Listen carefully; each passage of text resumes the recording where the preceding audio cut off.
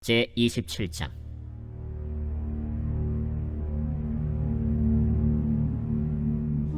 이스라엘 자손의 모든 가문의 우두머리와 천부장과 백부장과 왕을 섬기는 관원들이 그들의 숫자대로 반이 나누이니 각 반열이 24,000명씩이라 1년 동안 달마다 들어가며 나왔으니 첫째 달 반의 반장은 삽디엘의 아들 야소브암이요 그의 반에 24,000명이라 그는 베레스의 자손으로서 첫째 달 반의 모든 지휘관의 우두머리가 되었고, 둘째 달 반의 반장은 아화 사람 도데요 또 미글롯이 그의 반의 주장이 되었으니 그의 반에 24,000명이요 셋째 달 군대의 셋째 지휘관은 대제사장 여호야다의 아들 브나야요 그의 반에 24,000명이라 이 브나야는 30명 중에 용사요 30명 위에 있으며 그의 반 중에 그의 아들 암미사밧이 있으며 넷째 달 넷째 지휘관은 요압의 아우 아사헬이요 그 다음은 그의 아들 스바디아이니 그의 반에 24,000명이요 다섯째 달 다섯째 지휘관은 이스라 사람 삼후시니 그의 반에 24,000명이요 여섯째 달 여섯째 지휘관은 드고아 사람 이게스의 아들 이라이니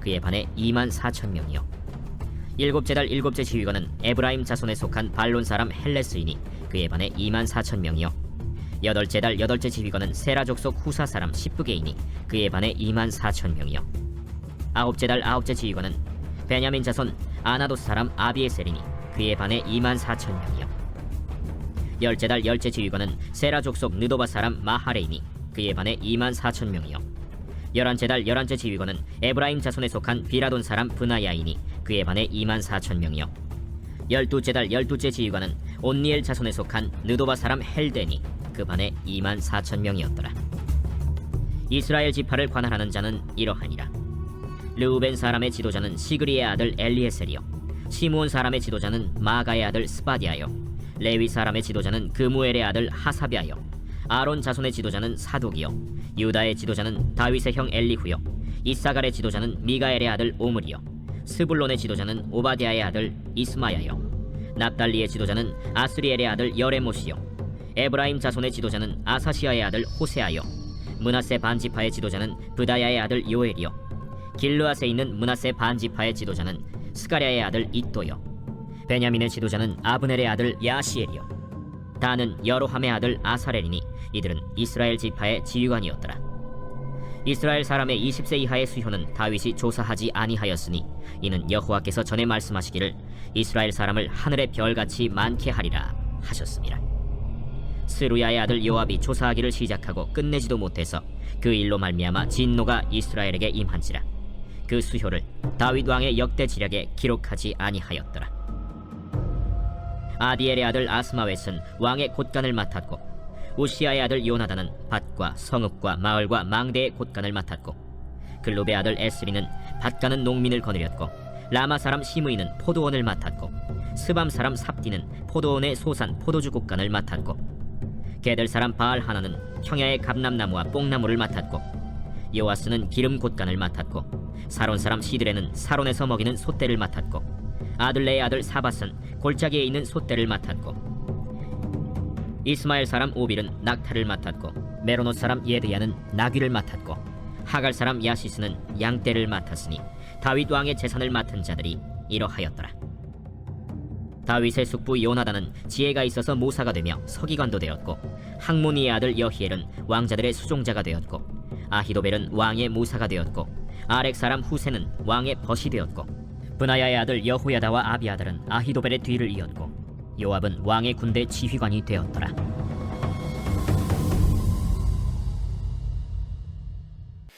오늘 본문 역대상 27장 말씀 우리가 함께 읽었습니다. 이스라엘의 국가, 그 조직을 정비하는 그런 기록을 담고 있습니다. 오늘 본문은 좋은 지도자, 현명한 지도자가 누구인가, 어떻게 일하는지에 대해서 보여주고 있습니다. 그가 누구입니까? 바로 다윗입니다. 다윗. 왜 다윗이 좋은 지도자이냐? 물론 전쟁에서 승리해서 국력을 높이는 것도, 국가를 번영한 것도 너무나도 귀한 일이지만 더 중요한 것은 이 이스라엘이라는 나라를 인간 왕의 통치가 아니라 하나님께서 다스리시는 나라로 만들어 갔다는 것이 너무나도 중요한 것이죠. 안정적인 국가를 이루기 위해서 반드시 효과적이고 또 체계적인 조직을 만들어 가야 합니다. 그런데 역대상의 저자가 더 큰 국가, 통치제도 정비가 우선이 아니라 국가에서 어쩌면 작은 영역에 불과한 성전의 제사제도를 위한 조직 정비를 먼저 이야기하는 것, 그것도 넉 장에 이어서 길고 자세히 서술한 것은 분명한 이유가 있는 것입니다. 무엇보다도 나라를 다스리는 것, 나라를 다스리는 것에 있어서 중요한 것은 인간적인 통치 제도를 세우는 것이 아니라 하나님을 참된 왕으로 모시며 살아가는 것, 그것을 나타내 보여주기 위함인 것이지요. 그래서 왕의 중앙 집권적 통치를 위한 제도 정비가 아니라 제사 제도의 정비를 우선 기록하였던 것입니다. 이것은 다윗이 자기 자신과 자기 가문이 이스라엘을 통치하는 것이 아니라 여호와 하나님만이 참된 왕으로 믿고 섬겼다는 것을 나타내 보여주는 것이죠. 그렇습니다. 다윗은 하나님을 참된 왕, 참된 하나님으로 믿고 섬겼던 것입니다. 시편 100편 1절에서 3절 말씀을 제가 읽어드리면, 온 땅이여 여호와께서 즐거운 찬송을 부를지어다. 기쁨으로 여호와를 섬기며 노래하면서 그의 앞에 나아갈지어다. 여호와가 우리 하나님이신 줄 너희는 알지어다. 그는 우리를 지으시니요 우리는 그의 것이니 그의 백성이요 그의 기르시는 양이로다. 시편 100편의 이 감사의 시를 보면 우리가 믿고 따라야 할 이는 세상의 왕, 눈에 보이는 통치자가 아니라 참 왕이신 하나님의 다스리심을 받는 자들이 되어야 할 것입니다. 또한 현명한 지도자라면 자기의 권력으로 세상을 다스리는 것이 아니라 참된 왕이신 하나님을 대신하여 지도자의 자리에 서 있음을 알아야 하는 것이지요. 그래서 다윗은 성전 제사 제도를 정비한 이후에 정부 조직을 세웠던 것입니다. 하나님께 우선순위를 두었다는 것이지요. 사랑하는 우리 성도님들도 이 새벽을 깨우며 하나님 앞에 첫 시간을 드린다는 것, 그것이 우리의 고백이자 또 우리의 우선순위에 하나님을 두겠다는 그런 고백이지 않겠습니까? 얼마나 귀합니까? 이것처럼 다윗도 제 최우선순위에 하나님을 항상 모시고 살아갔던 것이죠. 그렇다면 오늘 본문 역대상 27장에서 네 가지 조직의 체계를 볼 수가 있습니다. 첫 번째는 1절에서 15절 군대 조직을 정비합니다. 그리고 두 번째 16절에서 24절은 지방 행정 조직을 조직합니다. 셋째는 25절에서 31절 왕실 재정을 관리합니다. 넷째는 32절에서 34절 왕의 재산을 관리하는 조직, 그리고 왕에게 충원할 수 있는 측근들을 조직하고 정비하는 모습을 보여줍니다. 먼저는 첫 번째 1절에서 15절 군대 조직 정비에서는 상비군과 예비군으로 이렇게 나누어서 조직을 하고 있습니다. 어떻게 세웠는지에 대해서 기록을 하고 있습니다. 12지파의 우두머리들이 천부장, 백부장, 왕을 섬기는 관원들로 세워졌습니다.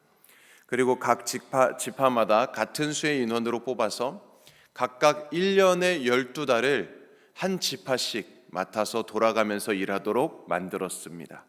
역대상 27장 1절에 3절 말씀을 읽어드리겠습니다. 이스라엘 자손의 모든 가문의 우두머리와 천부장과 백부장과 왕을 섬기는 관원들이 그들의 숫자대로 반이 나누이니 각 반열이 24,000명씩이라. 1년 동안 달마다 들어가며 나왔으니 첫째 달 반의 반장은 삽디엘의 아들 야소부암이요 그의 반에 24,000명이라. 그는 베레스의 자손으로서 첫째 달 반의 모든 지휘관의 우두머리가 되었고, 모든 국민이 병역을 감당하게 됩니다. 상비군 제도가 아니라 일종의 예비군 제도였습니다. 12지파가 1년에 12달 중 각 한 달씩 책임지고 돌아가면서 나라를 지키도록 조직한 것입니다. 군역을 감당해야 할 기간이 아닐 때에는 각자 생업에 종사하면서 일을 맡았던 것입니다. 그래서 넓은 영토를 지키는 것과 동시에 나라의 경제가 돌아갈 수 있도록 했던 것이죠. 이 제도는 또한 하나님께서 이스라엘을 지키신다고 믿음으로 고백하고 있는 모습이라고 할 수 있습니다. 주변 민족들의 침입이 예상되는 상황 중에서도 모두가 전쟁을 준비하는 것이 아니라 위협이 있었음에도 불구하고 평온하게 자기의 일을 하였다는 사실을 보여주고 있습니다. 무엇을 말하는 것입니까? 하나님께서 지키신다는 그 믿음이 있기에 가능했던 일이지요. 두 번째는 16절에서 24절 지방 행정 조직에 대해서 기록하고 있습니다. 역대상 27장 16절 17절 말씀입니다. 이스라엘 지파를 관할하는 자는 이러하니라. 르우벤 사람의 지도자는 시그리의 아들 엘리에셀이요, 시므온 사람의 지도자는 마아가의 아들 스바디아요, 레위 사람의 지도자는 그무엘의 아들 하사베아요, 아론 자손의 지도자는 사독이요. 지파별로 지도자들을 세웠습니다. 그런데 특이한 점이 있죠. 17절에 보면 같은 레위 지파인데 레위 사람, 아론 사람 두 개의 집안인 것처럼 두 명의 지도자를 세웠습니다. 이것은 다윗의 국가 통치관념을 보여주고 있는 것인데요.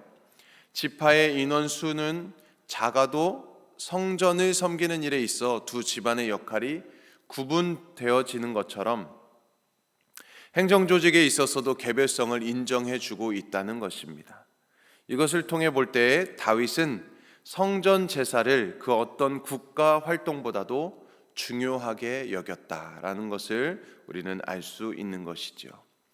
세 번째는 25절에서 31절 말씀, 왕실 재정 관리입니다.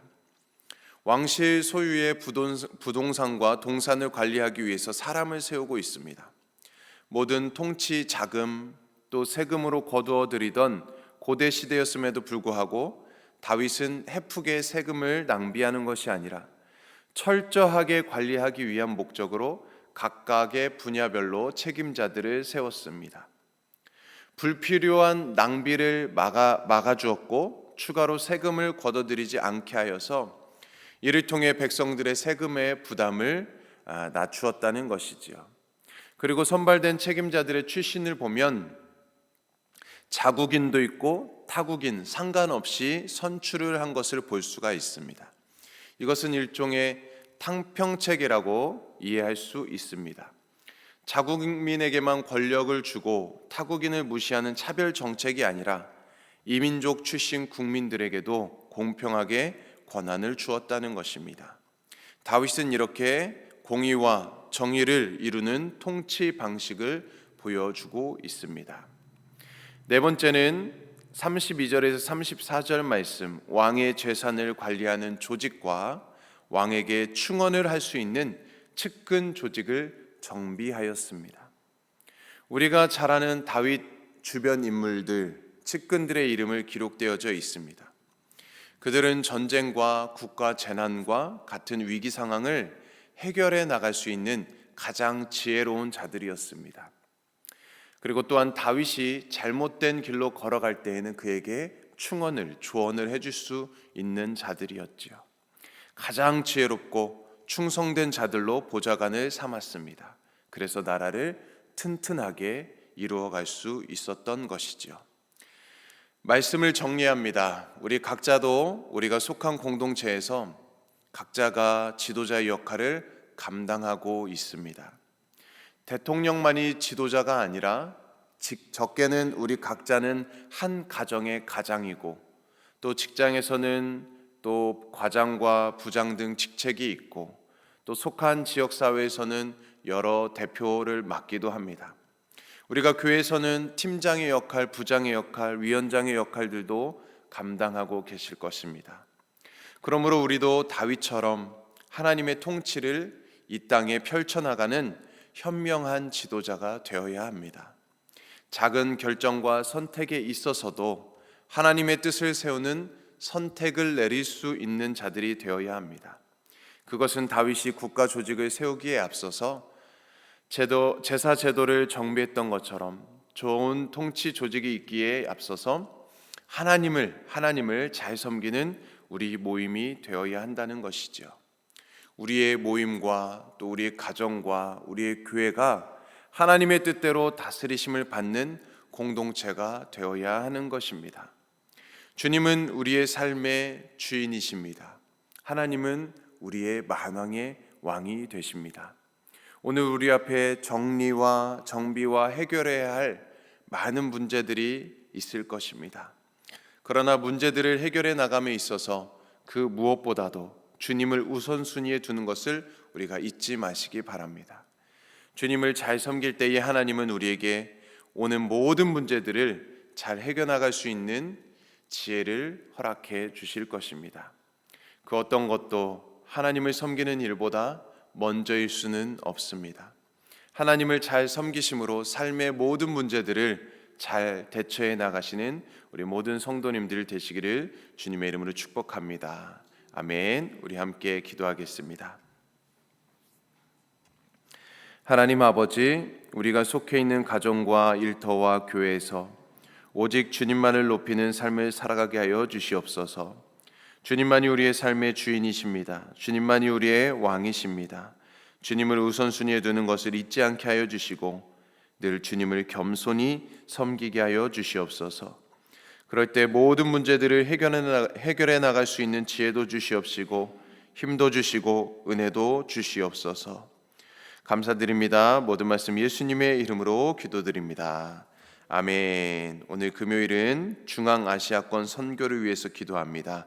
우리 키르기스탄 정충섭 김은희 선교사님과 방글라데시 다스제랄드 리스파 선교사님, 알바니아 최조영 홍정희 선교사님 이름을 기억하면서 우리 함께 기도해 주시고, 오늘도 우리 교회를 위해서 또 우리 가정을 위해서 여러분 개인의 기도 제목을 가지고 우리 주님의 이름 세 번 외치며 간절히 기도하겠습니다.